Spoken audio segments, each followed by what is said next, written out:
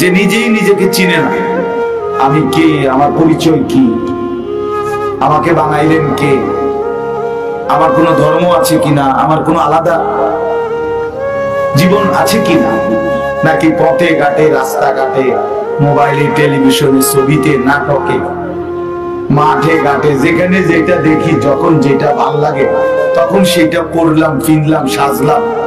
ও তো পাগল, তো মাতা, তো প্রতিবন্ধী ছাড়ার কিছু অসুস্থ।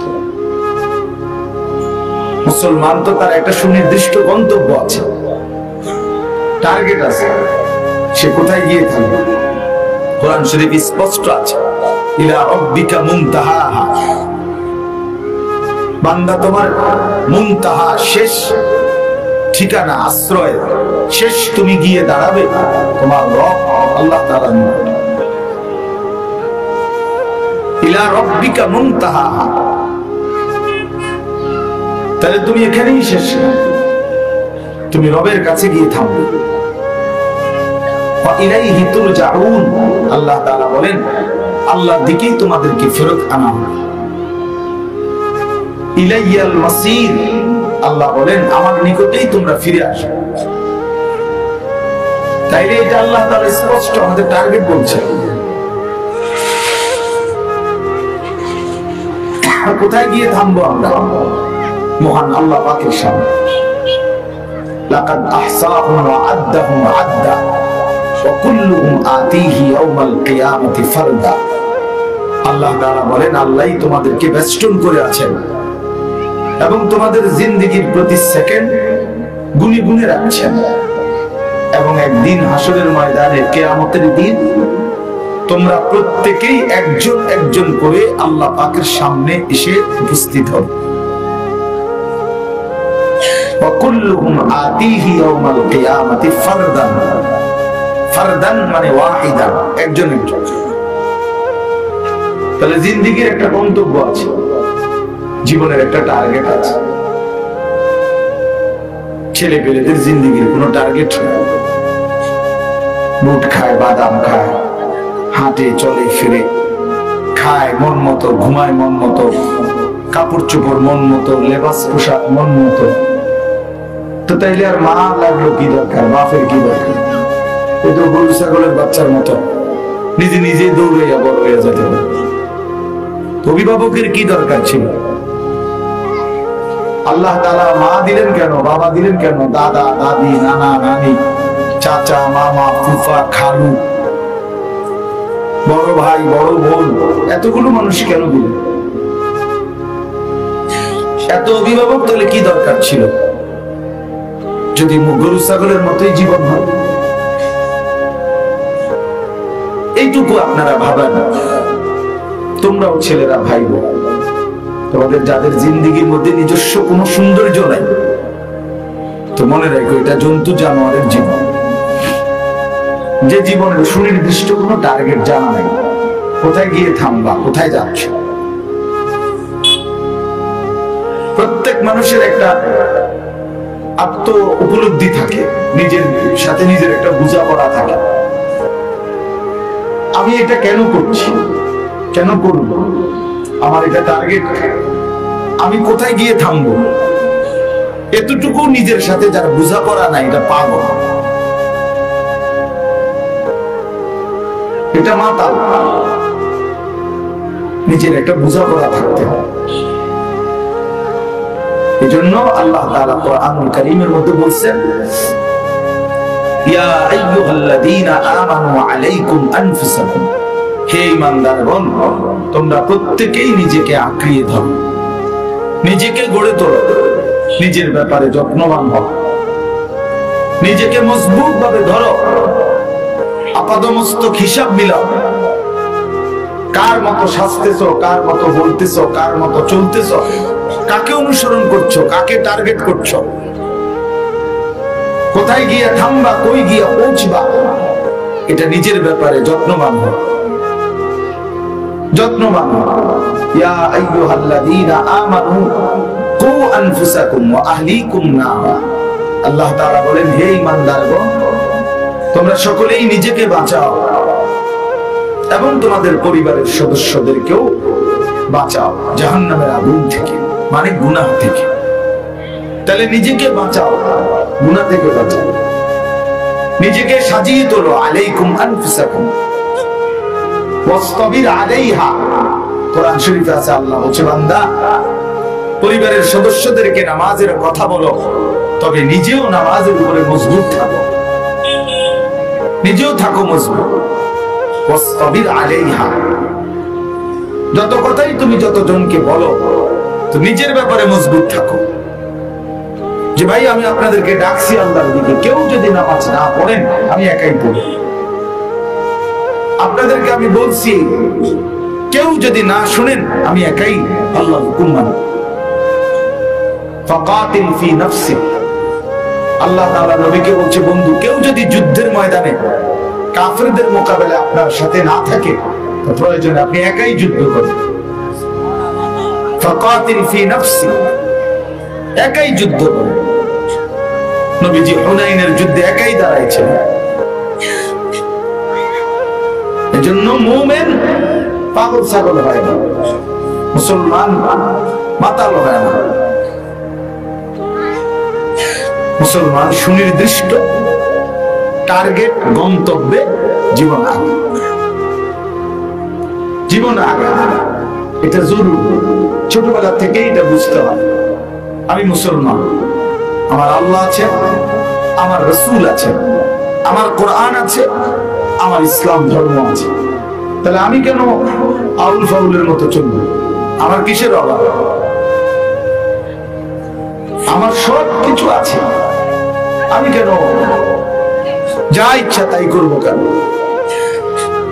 কাফের বেঈমানদের নিয়ম কানুন, চলা ফেরা, উঠা বসা, তাদের সবকিছু তোমার কাছে ভালো লাগে ভাই? এর চাইতে বড় অধপতন, লানত আর কি হতে পারে? কোরআন শরীফে আল্লাহ কতবার বলছে ফালানাতুল্লাহি আলাল কাফিরিন। আল্লাহ বলছে আমি আল্লাহর লানত বেঈমানদের উপর, কাফেরের উপরে আমি আল্লাহর লানত। তো যাদের উপরে আল্লাহর লানত, সেই অভিশপ্ত লানত যোগ্য, সেই লানতের জাতির চেহারা, সুরত, চুল, জামা, পোশাক, কথাবার্তা তাদের মতো বেনামাজি, আল্লাহ চেনে না, সেজদা নাই, নামাজ নাই, নারী, ছবি, নাচ, গান, মদ, জুয়া, নেশা, এই নিয়ে মাতাল, তো তোমার পরিচয় বেঈমান না তো কি? তো তোমার উপরে আল্লাহর লানত, আল্লাহর লানত। এই জন্য এটা বোঝা উচিত। আল্লাহ তাআলা আমাদেরকে আকল দিয়েছেন পূর্ণাঙ্গ, সামান্য বুঝ বুদ্ধি আল্লাহ প্রত্যেক প্রাণীকেই দিয়েছেন, কিন্তু মানুষকে আল্লাহ তাআলা আকলে তাম, পূর্ণাঙ্গ আকল দান করছেন, পূর্ণ বিবেক দান করছেন। ইন্না হাদাইনাহুস সাবিলা, আল্লাহ তাআলা বলেন আমি মানুষকে কল্যাণের পথের যাবতীয় দিক নির্দেশনা আমি আল্লাহ তাআলা দিয়েছি। ওয়া হাদাইনাহুন নাজদাইন, আল্লাহ বলে মানুষকে আমি দুইটা রাস্তা আমি পথ দেখাই দিয়েছি, আমি বলে দিয়েছি এটা আলো, এটা অন্ধকার, এটা জায়েজ, এটা না জায়েজ, এটা হালাল, এটা হারাম, এটা করো, এটা ছাড়ো, এটা উচিত, এটা অনুচিত। সে পথ হারাবে কেন? পথ হারাবে কেন? আমি আল্লাহ তো দুইটাই বলে দিচ্ছি, আলোটাও বলেছি, অন্ধকারটাও বলেছি। কোরআন শরীফে কি কি হালাল এটাও আল্লাহ বলছেন, কোনটা কোনটা হারাম এটাও বলছেন। নবী সাল্লাল্লাহু আলাইহি ওয়াসাল্লাম বলছেন, হাদিসের মধ্যে আছে আল হালালু বাইয়িন ওয়াল হারামু বাইয়িন, যা কিছু হালাল তাও স্পষ্ট, যা কিছু হারাম তাও স্পষ্ট। অস্পষ্ট ইসলামে কিচ্ছু নেই, কিছুই নেই। যত কিছুর মধ্যে অস্পষ্টতা, ঝামেলা আপনি দেখবেন ওইটা ইসলামের মূল কোনো বিষয় না, আলাদা আমদানি করা হয়েছে। প্রত্যেক বিদআত নিয়ে এজন্য ঝগড়া হয় কেন? যেহেতু এটা ইসলামের মৌলিকত্ব নাই। কই বছরের পর বছর ইসলামের মূল ইবাদত নিয়ে কোনো ঝগড়া হয়, যেটাই অন্যখান থেকে বিদআত ঢুকানোর চেষ্টা করা হয় তখনই এটা বাজা যায়, ইমানদারের চোখে পড়ে, হক্কানি রব্বানি মুত্তাকি আলেমদের চোখে পড়ে, তখন ওনারা সেটাকে বাধা দেয়। ইসলাম স্বয়ংক্রিয়ভাবেই প্রুফ করা, নিরাপত্তার চাদরে, নির্ভুলতার চাদর দিয়ে আল্লাহ তাআলা ইসলামকে প্রুফ করে দিয়েছে। অর্থাৎ এটার মধ্যে ভুল ভ্রান্তি ঢুকাইয়া একদম ইসলামের মৌলিক বিধান হালালের মধ্যে চালাইয়া দিব এমন সুযোগ নেই। ইমানদারের চোখে, আল্লাহর প্রিয় বান্দাদের চোখে, হক্কানি রব্বানি মুত্তাকি আলেমদের চোখে ধরা পড়বে। 100 বছর ধরে দাওয়াত ও তাবলীগের মেহনত সুন্দরভাবে চলতেছে মৌলিকত্ব নিয়ে। যখনই ওই ভণ্ড সাহেব, এই ভণ্ড যখনই নিজের মতবাদ এটার মধ্যে ঢুকাইতে চাইছে, তখনই জ্ঞান জানতেছে। এজন্য এই কথা স্পষ্ট দেখা। এর আগেও তো এত মুরব্বী গেল, এত বুজুর্গ গেল, কারো কথায় ফেস লাগলো না, তোর কথায় ফেস লাগে কেন? তোর বেলায় এসে কাজে লাগলো কেন? মূল কথা হইল এই মুনাফিক, প্রতারক, বিশ্বাসঘাতক, ইহুদি খ্রিস্টান বেঈমানের দালাল, এই দালাল আইসা ইসলামের ভিতরে নিজস্ব মতামত, নিজস্ব চিন্তা চেতনা ঢুকাইবার চেষ্টা করতেছে। এই জন্য এই সাদ নিঃসন্দেহে ভণ্ড।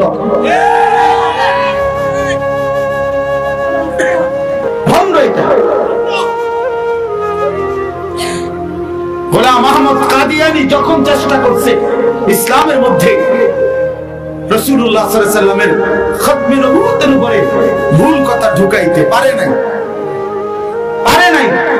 কেউ পারে নাই এই পৃথিবীতে। ইসলাম প্রুফ করা, প্রুফ বুঝেননি?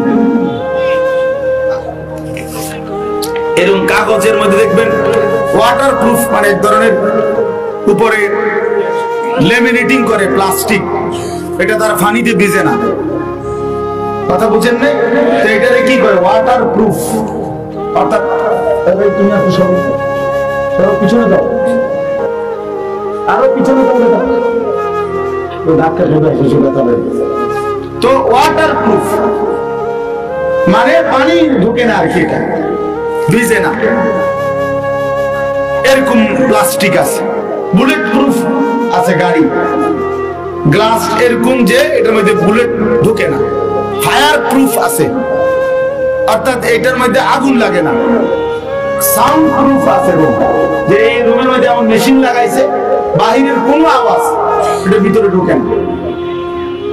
তো আল্লাহ তাআলা কোরআন এবং সুন্নাহ ইসলামকে এভাবে প্রুফ করে দিয়েছেন যে এটার মধ্যে কিয়ামত পর্যন্ত কোনো বাতিল, কোনো গোমরাহ, কোনো ভুল ভ্রান্তি, কোনো ভুল আকীদা এটার ভিতরে ঢুকাইয়া এটা চালাইয়া দিব যে না, ইসলাম এমন ধর্মের নাম না, কোরআন এমন কিতাবের নাম না, পারবে না এটা কোনোদিন। ওয়া ইন্না লাহু লাহাফিজুন, আল্লাহ তাআলা বলছেন এটা হেফাজতের জিম্মাদারি আমি আল্লাহ নিজে নিলাম। লা ইয়াতিহিল বাতিল মিন বাইনি ইয়াদাইহি ওয়ালা মিন খালফি তানজিলুম মিন হাকীমিন হামিদ। আল্লাহ বলছেন এই কোরআনের সামনের দিক দিয়া, পিছনের দিক দিয়া, কোন দিক দিয়ে কোনো বাতিল আসবে না, ঢুকবে না কোনোভাবেই। কোরআন শরীফের আয়াত, লা রাইবা ফি, তে কোনো সন্দেহ নেই। এই জন্য আপনারা এই নতুন করে, আপনারা যারা বুঝেন জানেন, দুই একজন হয়তো জানেন, নাও জানতে পারেন, বাকি আশা করি তো সবাই জানেন, এই দাওয়াত ও তাবলীগের ভিতরে এই ফিতনা নতুন করে এটা কিছুই না। এরকম আরো বড় বড় তুফান ইসলামের বিরুদ্ধে আছে, আরো বড় বড় বাতিল শক্তি, রাষ্ট্র শক্তি, পেশি শক্তি, ফ্যাসিবাদী শক্তি, জালেমের শক্তি ইসলামের বিরুদ্ধে আসছে। কেউ পৃথিবীতে টিকে নাই, প্রত্যেকেই বেইজ্জতি হয়েছে। এই সাদা বেইজ্জতি হবে। ইমানদারের রক্ত ঝরাইয়া কোন মানুষ পৃথিবীতে প্রতিষ্ঠিত হতে পারে না, প্রতিষ্ঠিত হতে পারে না। এজন্য এটা কোনো টেনশনের কিছু নাই। তাবলীগের দুই গ্রুপ ঝগড়া লাগে নাই, আলেমরা ঝগড়া লাগে নাই, উলামায়ে কেরামের মধ্যে, তাবলীগের মধ্যে কিছু ভাড়াটে গুন্ডা সন্ত্রাসী এসে আক্রমণ করেছে। গুন্ডা গুন্ডাই থাকবে, সন্ত্রাসী সন্ত্রাসী থাকবে, বিজয় ইমানদারেরই হবে, কোন সন্দেহ নাই ইনশাআল্লাহ। এই জন্য বললাম প্রিয় ভাই, এটা বোঝা উচিত, নিজের দ্বীন, নিজের ঈমান, আল্লাহর সাথে সম্পর্ক আমরা এটা ছেড়ে দেব কেন? কেন ছেড়ে দেব আমরা? তোমরা অনেক ছেলে মুসলমানের বাচ্চা, ইমানদারের সন্তান, তোমরা কার মতো চুল রাখো, কার মতো জামা পরো, কার মতো নিজের শরীর পেশাব করে পানি নাও না ঠিক মতো, পেশাব করে টয়লেট পেপার ব্যবহার করো না, এই জানোয়ারি পদ্ধতি, এই হাইওয়ানের সিস্টেম তুমি রাস্তার কুত্তা দেখো না? তুমি রাস্তার কুত্তা দেখো না? তো তোমার একদূর বিবেক, তোমার বিবেকের মধ্যে শয়তানে পেশাব করছে, তুমি এতটুকু দেখো না যে এটা মুসলমানের সন্তান হয়ে আমার এই অসভ্য চরিত্র এরকম হইল কেন যে আমি পেশাব করে ঠিক মতো পবিত্র হই না? এরকম নিকৃষ্ট মুসলমানের বাচ্চা কেমনে হয় বলো মিয়া? সারাদিনে এক ওয়াক্ত নামাজ পড়তে মন চায় না, এটা মুসলমানের বাচ্চা হয় কেন? কিসের ইমানদার? নাফরমান। এই হাইওয়ান কিসের মুসলমান? এটা জীবন মানে বুটমুড়ি, জিন্দগি মানে বন বিড়ি চা বিস্কুট, এরই নাম জীবন বেটা। একটা মোবাইল, একটা মোটরসাইকেল, নারীর আড্ডা, জুয়ার আড্ডা, মদের আড্ডা, বন্ধুদের আড্ডা, এই ছেলেরা বেটা, এরই নাম জীবন বেটা। ফালতু কোথাকার। এতটুকু বুঝলা না? আল্লাহ তাআলা তো দিমাগ দিয়েছে, তোমারে তো আল্লাহ পাগল বানায় না, তুমি তো গরু ছাগল না, তুমি মানুষের বাচ্চা। মানুষের বাচ্চা এত মাতাল হয় কেমন? কয়জনে মাগরিবের নামাজ পড়ছো? কোন লজ্জায় এসে ওয়াজ শুনতে বসছো এখন? বেশরম, এই বেহায়া, বেশরম কোথাকার? কোন লজ্জায় বসছো? তুই মুসলমানের বাচ্চা না? তুই নামাজ পড়বি না কেন? কোন লজ্জায় বসে? এখন যদি ফেরেশতা এসে কান্ডা ধরে উঠায়, বেনামাজিকে যদি একটা মাথা তুলে আসার দেয়, কি হবে তখন? ছি ছি ছি ছি, মুসলমানের মজমায় কেমনে বইলা? ইমানদারের মজলিসে বসলা কেমনে বেহায়া, বেশরম? এতটুকু লজ্জা নাই? কি পরিমাণ নির্লজ্জ চিন্তা করে দেখেন। মুসলিম সমাজে থাকি আমি, আমার বাবা মুসলমান, আমার মা মুসলমান, আমার ধর্ম ইসলাম, আমার কিতাব কোরআন, আমার আল্লাহ, আমার রাসূল, এত কিছু জানার পরেও মুসলমানের বাচ্চা নামাজ না পড়ে রাত কাটায় কেমনে, দিন কাটায় কেমনে? ওই মা বাবার গায়ে সয় কেমনে? ওই অভিভাবকের গায়ে সহে কেমনে? এজন্য বাবারা, জিন্দেগি মানে ভোগের নাম না, জিন্দেগি মানে নারী না, জীবন মানে মদ না, জুয়া না, জীবন মানে ছবি, নাচ, গানের নাম নয় ভাইয়া। জীবন অনেক সুন্দর, হায়াত অনেক দামি, এই রাত বহুত দামি। এই রাত কত আউলিয়াকে আউলিয়া বানায় দিছে। এই রাতের চোখের পানি কত বড় বড় মানুষকে আল্লাহর ওলি বানায় দিছে। এই দিনের আলো কত মুজাহিদকে আল্লাহর রাস্তায় শহীদদের মর্যাদা দিয়ে দিছে। দিন দামি, রাত দামি। মহান আল্লাহ পাক নিজে বলছেন, ওয়াহুয়াল্লাযী জাআলাল লাইলা ওয়ান নাহারা খিলফাতান লিমান আরাদা আন ইয়াযাক্কারা আও আরাদা শুকুরা। আল্লাহ বলেন, আমি আল্লাহই রাত এবং দিন পর্যায়ক্রমে বাই সিরিয়াল বানাই।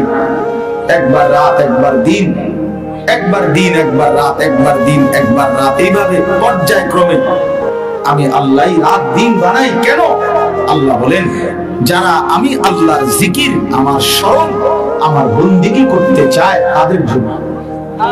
সরাসরি কোরআনের আয়াত। কোন বাটপার সিটার তোদের জন্য বেটা রাত আসে নাই। কোন মদখোর, নেশাখোর, গাঁজাখোর, ফুট্টাখোর, বাবাখোর, এই হারামখোর, ডাইলখোর, ইয়াবাখোর, এই নেশাখোরের জন্য রাত হয় না, উলঙ্গ ছবি দেখার জন্য হাইওয়ান, নারীর নর্তকীর ছবি দেখার জন্য রাত আসে নাই। রাত এসেছে আল্লাহ তাআলার ইবাদতের জন্য। আল্লাহর বান্দা মাগরিব পড়বে, আল্লাহর বান্দা এশার নামাজ পড়বে, আল্লাহর বান্দা আল্লাহর কথা শুনবে, আল্লাহর বান্দা তাহাজ্জুদ পড়বে, আল্লাহর বান্দা রাত্রি গভীরে গুনাহ মাফ চাইবে, আল্লাহর বান্দা চোখের পানি ফেলবে। এই জন্য রাত এসেছে। সিটার বাটফারের জন্য, মদের আড্ডা জুয়ার আড্ডার জন্য রাত এসেছিল। ইমান আরাদা আন ইয়াযাক্কারা, আল্লাহ তাআলা বলে বান্দা আমার স্মরণ, আমার জিকির, আমার বন্দেগী, আমার ইবাদত যারা করতে চায় আমি তাদের জন্য রাত দিন বানাই। ইমানদারের জন্য রাত হয়, এই মোল্লা মুর্শিদের জন্য রাত হয়, ওই হেফজখানার ছাত্রদের জন্য রাত দিন হয়, কোরআন পড়নেওয়ালাদের জন্য রাত দিন হয়, আল্লাহ সিজদা যারা করে তাদের জন্য রাত দিন হয়। বাকি বাটফার সিটাররা এদের উসিলায় খায়। কথা বোঝেন নাই? ইমানদারের উসিলায় ওই বাটপার রাখা। এই নামাজি বান্দা আল্লাহর কোরআন পড়ে সিজদা করে আর উসিলায় বাকি সিটার রাখা। হারাম বলে তুলনা দেয়। হুজুররা কি করে? হুজুররা ঘাস কাটে, হুজুররা ঘাস কাটে, তুমি বইয়া বইয়া জিরা খাও, আমরা ঘাস কাটি। এত মাদ্রাসা দিয়ে কি করে? এত মাদ্রাসা দিয়ে কি করে? তুমি রাত্রে এসে দেখো, তুমি দিনে এসে দেখো কি করে এত মাদ্রাসা। আল্লাহর কোরআন পড়ে, রাসূলের সুন্নাহ পড়ে, আরশ আজিমের মালিকের গোলামি করে। দুনিয়ার গোলামি করে না, কোন বেঈমানের গোলামি করে না, এক মালিকের গোলামি করে, আল্লাহর গোলামি করে, আল্লাহকে সিজদা দেয়। আল্লাহ নবী সাল্লাল্লাহু আলাইহি সাল্লাম বলেন লাসাজদাতুন ওয়াহিদাতুন খায়রুম মিনাদ দুনিয়া ওয়া মা ফিহা, একটি সিজদা দুনিয়া এবং দুনিয়ার মধ্যে যা কিছু আছে তার চাইতেও কোটি গুণ বেশি দাম, কোটি গুণ বেশি দাম একটি সিজদা। আল্লাহ তাআলা আমাদেরকে বুঝার তৌফিক দান করেন। আমরা এখানে একটু পরে নামাজ হবে 6:30টার দিকে, যেন উঠাউঠি করবেন না। নামাজের জন্য বিরতি দেওয়া হবে, মসজিদের জামাতও হবে, এখানেও হবে, জন্য দয়া করে উঠার কোনো দরকার নেই। ঠিক আছে ইনশাআল্লাহ? আমরা পরামর্শ করে নিছি। সূরাটার নাম হলো তাতফিফ। আমি যে সূরাটা পড়ছি 5টা আয়াত, ছোট ছোট 5টা আয়াত পড়ছি। 30 নম্বর পারা, 83 নম্বর সূরা। সূরাটার নাম হলো তাতফিফ। তাতফিফ এই সূরা 22, 23, 24, 25, 26 এই 5টি আয়াত আমি পড়ছি। একদম অল্প কথায় আমি আপনাদের সামনে এই সূরার কথাটা বলতে চাই। সূরাটার নাম হলো তাতফিফ। এই তাতফিফ এটা একটা গুরুত্বপূর্ণ শব্দ। তাতফিফ, তো আকার তা, তো তাত, ফ দীর্ঘিকার ফি, ফ, ফল লিখতে যে ফ, এই তাতফিফ। বুঝছেন নি কথাটা? শব্দটা বুঝছেন কিনা বলেন? তাতফিফ এই শব্দের অর্থ হলো ওজনে কম দেওয়া, ওজনে কম দেওয়া, কাউকে ঠকানো। আর এটা যে করে, যে ওজনে কম দেয় তাকে বলে মুতাফফিফ। আল্লাহ তাআলা এই সূরার প্রথম আয়াতে বলছেন ওয়াইলুল লিল মুতাফফিফিন, এই যারা ওজনে কম দেয় ওই নাফরমানদের জন্য জাহান্নাম। আল্লাযীনা ইযা কালু আলান নাসি ইস্তাওফুন ওয়া ইযা কালুহুম আও ওয়াজানুহুম ইখসিরুন। আল্লাহ নিজেই ব্যাখ্যা করে দিয়েছে, কয় যে তাতফিফ বলতে কি জানো? নিজে আল্লাহই ব্যাখ্যা করছে দ্বিতীয় তৃতীয় আয়াতে। কয় যেটা হলো ওই নাফরমান যারা নিজের বেলায় যখন নেয় তখন পূর্ণ নেয়, ইদা কালুহুম আও ওয়াজানুহুম, কিন্তু অন্যকে যখন ওজন দেয়, মাইপা দেয় অথবা দেয় তখন ইখসিরুন, কমায় দেয়। নিজে নিলে 60টাই একালি হয়, আর আরেকজনকে দিলে 3টাও একালি হয়েছে। বুঝেন না?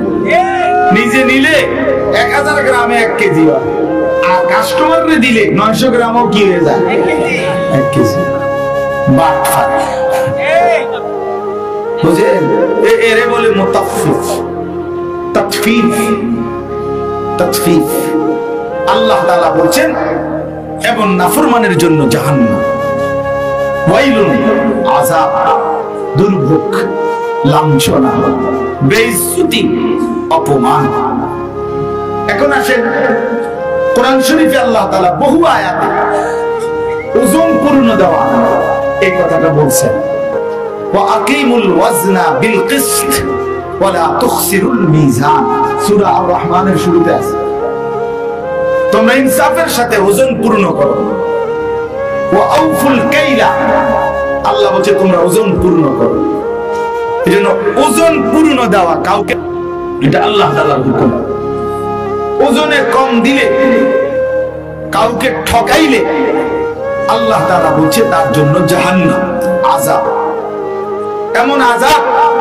যে দুনিয়াতেও লাঞ্ছনা আখিরাতেও লাঞ্ছনা প্রমাণ কি প্রমাণ হইল একজন নবী ছিলেন হযরত শুআইব আলাইহিস সালাম শুনছেন নাম ওনার মুসা আলাইহিস সালামের কি শ্বশুর শুআইব আলাইহিস সালাম এই নবীর জাতি যারা ছিল শুআইব আলাইহিস সালামের কওম তাদেরকে আল্লাহ তাআলা একসাথে আযাব দিয়ে ধ্বংস করে দিয়েছিলেন এমন নাফরমান জাতি ছিল একদিন রাত গভীরে ভোরবেলা ফজরের ওয়াক্তে আল্লাহ তাআলা একজন ফেরেশতা আইসা ওই পুরা কওমের উপরে একটা চিৎকার দিয়েছে একটা চিৎকারে এই পুরা জাতিকে আল্লাহ তাআলা নিশ্চিহ্ন করে দিয়েছে কোলের বাচ্চা দুধের বাচ্চা পেটের বাচ্চা নারী পুরুষ জওয়ান বুড়ো তাদের ঘর বাড়ি ক্ষেত পশু পশু পাখি সবকিছু তাদের মহল্লা সব শেষ তারা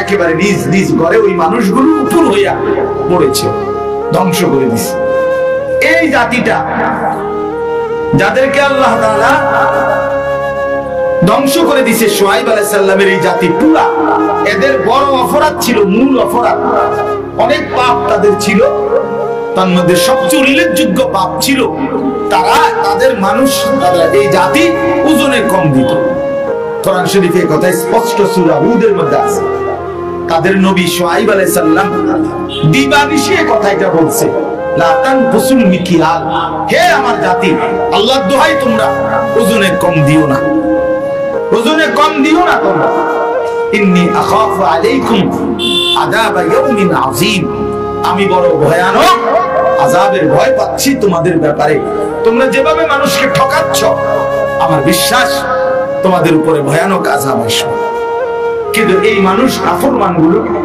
কোনোভাবেই পাত্তা দেয় না এই কথাটা শেষ পর্যন্ত সত্যি সত্যি একদিন আল্লাহর আযাব আইসা তাদেরকে কি করে দিয়েছে ধ্বংস করে দিয়েছে এজন্য ওজনে কম দিলে ওই ব্যক্তিকে আল্লাহ তাআলা দুনিয়াতেও বেইজ্জতি করে লাঞ্ছিত করে আর আখিরাতের শাস্তি তো আছে পরকালের শাস্তি তো আছে এজন্য ওজনে কম দেওয়া তার মানে এই রোজগার হারাম হারাম না কথা বলেন না কেন হারাম আল্লাহ নবী সাল্লাল্লাহু আলাইহি সাল্লাম বলেন লা ইয়াদখুলুল জান্নাতা জাসাদুন গুযিয়া বিল হারাম যে শরীর হারাম দ্বারা হয়েছে গোশত মাংস রক্ত শরীরের গঠন হারাম রোজগার খাইয়া খাইয়া হইছে আল্লাহ রাসূল বলছে আল্লাহ কসম নবী বলছে লা ইয়াদখুলুল জান্নাতা জাসাদুন ওই শরীর কশিন কালেও জান্নাতে প্রবেশ করবে না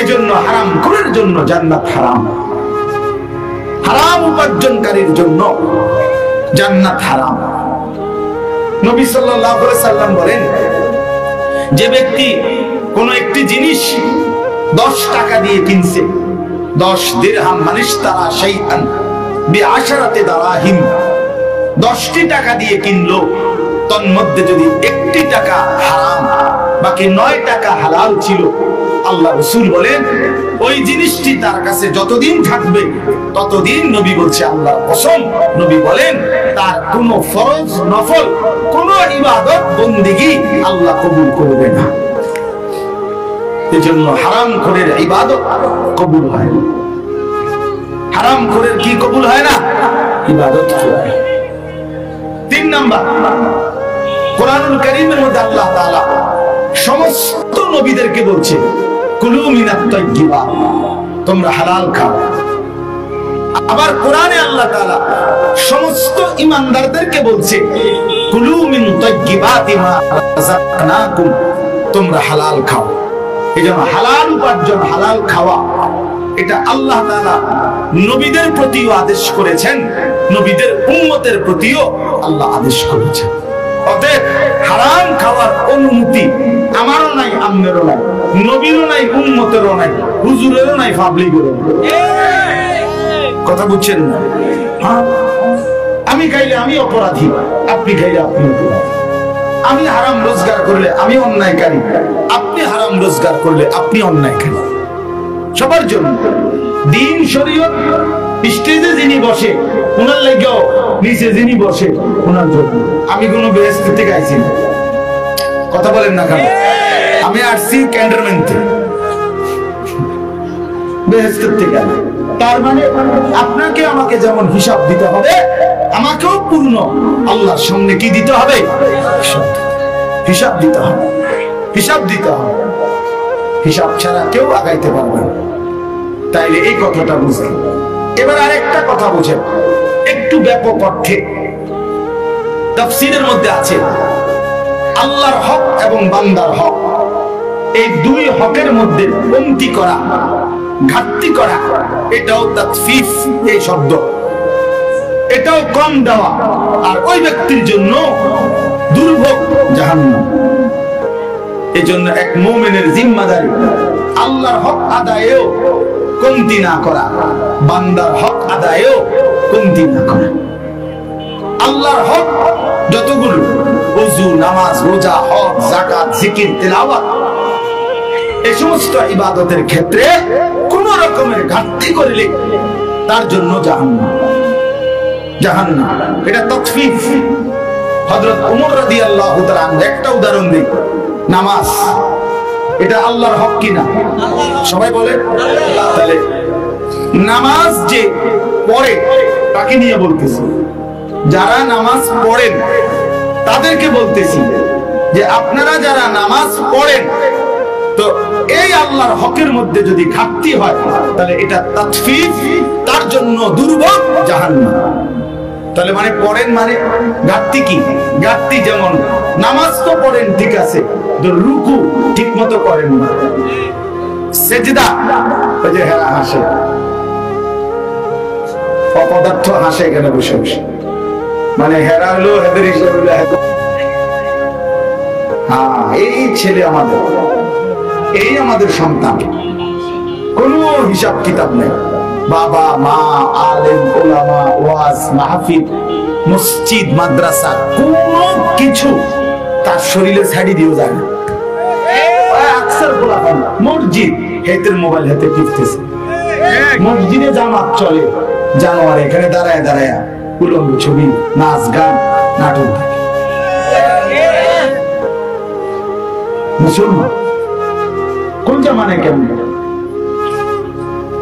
দিন মানে কি পরিমাণ বেশরম হইলে, কি পরিমাণ নির্লজ্জ বেহায়া হইলে, কি পরিমাণ অসভ্য হইলে মুসলমানের বাচ্চা কেমন কলিজাটা অন্ধকার হইলে এমনটা করতে পারে। মসজিদের সামনে সাদো আন্দার, প্রতিদিন তার দোকান থেকে কত মানুষ চা খাইয়া মসজিদে নামাজ পড়ে, এই ডাকাইতে এক ওয়াক্ত নামাজ পড়ে।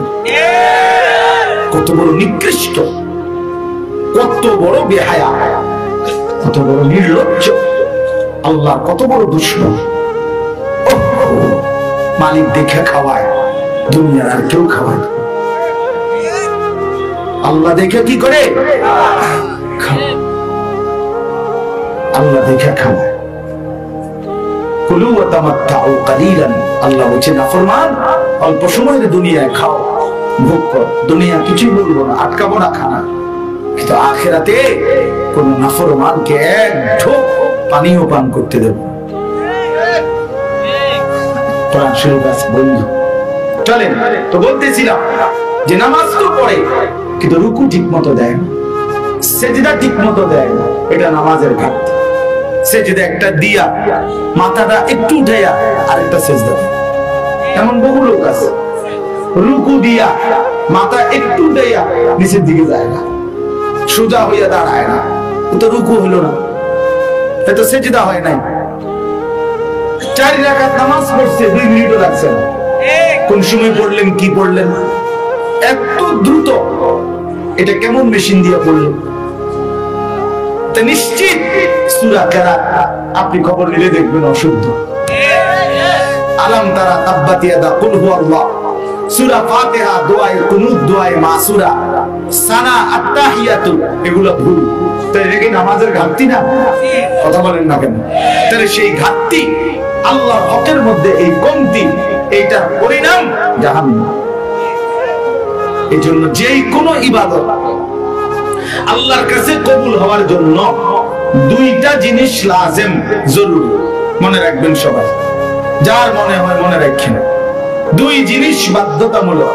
1, ওই আমলটি শুদ্ধ হইতে হবে শতভাগ। 2, আল্লাহর জন্য হইতে হবে। 1 নাম্বার হলো বিশুদ্ধ হইতে হবে। নবী সাল্লাল্লাহু আলাইহি সাল্লাম যেভাবে শিখাইছেন, সাহাবায়ে কেরাম যেভাবে শিখাইছেন, ওইভাবে হইতে হবে। তো নবী সাল্লাল্লাহু আলাইহি সাল্লাম অশুদ্ধ কোরআন শিখাইছেন, সাহাবায়ে কেরাম অশুদ্ধ কোরআন শিখাইছেন, তো আপনি কি পড়লেন? আপনি কি পড়লেন? আমি বুড়া মানুষ, আমি গ্রামের মানুষ, আমি মূর্খ মানুষ, আমি হুজুর স্কুল কলেজে জেনারেল শিক্ষিত মানুষ, এই সমস্ত ফাঁক না আলাপ, চিহ্ন আলাপ, হ্যাঁ টাঙ্গাইয়া ফিরবো, টাঙ্গাইয়া মনে রেখে আল্লাহ। আপনি যে মূর্খ মানুষ, খানা বন্ধ করছেন নিয়ম, তো কি ঘটনা কি? আপনি মূর্খ মানুষ, আপনি বস্তু দিয়ে ভাত খান কেন? আপনার ঘরে কেন টাইলস? আপনি পড়ালেখা করেন নাই, আপনি মাটিতে না উঠবেন? কই দুনিয়া ভোগ করার ব্যাপারে তো, দুনিয়ার ব্যাপারে তো কই কম করলেন না। আখিরাতের বেলা আসলে নয়শয় কথা। এই জন্য এগুলো বলার কোনো সুযোগ নাই। ইমানদার শুদ্ধ করতে হবে। সূরা কেরাত, দোয়া, কালাম, কি পরিমাণ মুসলমান! এই যে নওজোয়ান অসংখ্য ছেলের জীবনে আপনি খোঁজ নিলে দেখবেন, আহা মুসলমানের বাচ্চা ফরজ গোসলটাও করতে জানে। যার বীর্যপাত হয় তার উপরে গোসল ফরজ হয়, তো সে যদি ফরজ গোসল শরীয়ত সম্মতভাবে করতে না পারে, এই অসভ্য 24 ঘন্টাই না পারে, এই অসভ্য 24 ঘন্টাই না পারে। খবর নেন পারে কিনা, জানে কিনা। পবিত্র আর পরিচ্ছন্ন এক কথা না। পরিচ্ছন্নতা ঝাইরা মুছা, সাবান সুবান লাগাইয়া পরিচ্ছন্নতা, কিন্তু পবিত্র হয় কোরআন সুন্নাহর নির্দেশনা মতে, ইসলাম যেভাবে বলছে, আল্লাহ তাআলা রাসূল সাল্লাল্লাহু আলাইহি ওয়াসাল্লাম যেভাবে বলছে। এজন্য ইবাদতের মধ্যে ঘাটতি করা, আল্লাহর হকের মধ্যে এটা তাতফিফ, তার জন্য জাহান্নাম। এজন্য সূরা কেরাত, দোয়া, কালাম এগুলো ঠিক করে। বুড়া মানুষ বুড়া হলে ঠিক করে, যার বয়স 900 বছর আমরাও ঠিক করতে হবে। 900 বছরের বুড়া মানুষ নাই, 70-80 বছর, 60 বছর, আপনি এই সমস্ত 900 কথা বললে হবে না, শুদ্ধ করতে হবে, নাই তো তাতফিফ। তাইলে আল্লাহর হকের মধ্যে কোনো ঘাটতি করা যাবে না। আল্লাহর হকের মধ্যে ঠিক বান্দার হক, এর মধ্যে কোনো ঘাটতি করা যাবে না। তাইলে এটা তাতফিফ, তার জন্য জাহান্নাম। বান্দার হক যেমন আপন বোনের সম্পদ, যেই সমস্ত জালেম আপন বোনের সম্পদ আটকায় রাখে, এরা জালেম, এরা মুতাফফিফ, এদের জন্য জাহান্নাম। আপন ফুফুর সম্পদ